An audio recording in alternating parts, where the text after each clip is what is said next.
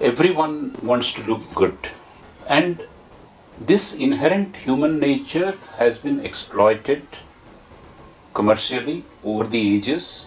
And today, the makeup industry is a multi-billion, even a trillion-dollar industry. Where exactly makeup originated and how makeup has become such an important part of modern day existence.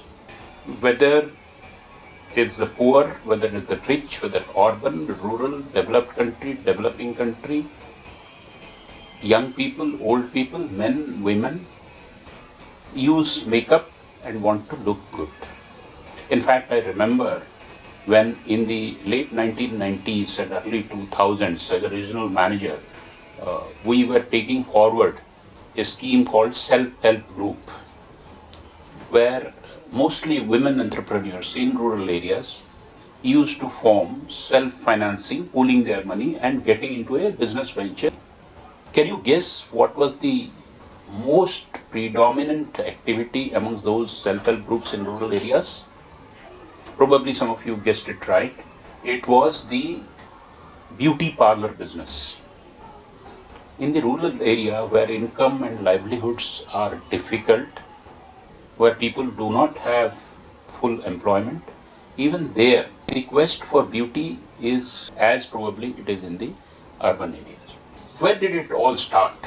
The first recorded use of cosmetics or makeup dates back to 6,000 or 7,000 years before Christ. In India, there were mentions in both Ramayana and Mahabharata which are credited to that age, and even Indus Valley civilization. We have found mirrors, we have found pots which are used for makeup.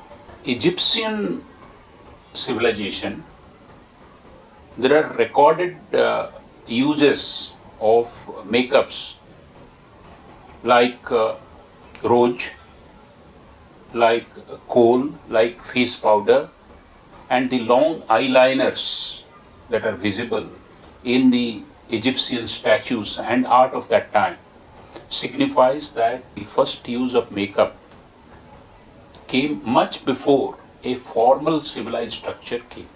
In the Roman civilization, there are recorded use of makeup.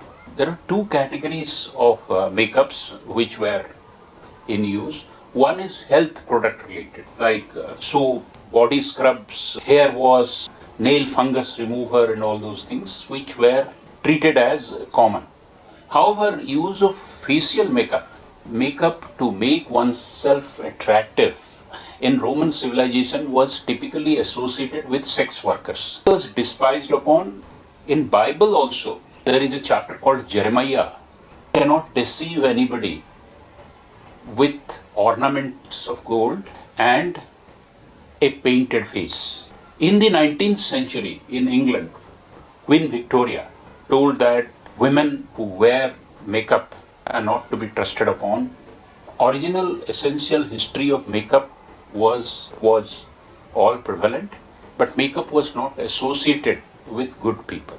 It is only in the late 1920s, with the economic advancement of America, and women started selling beauty products and cosmetic products, that makeup saw its exponential growth.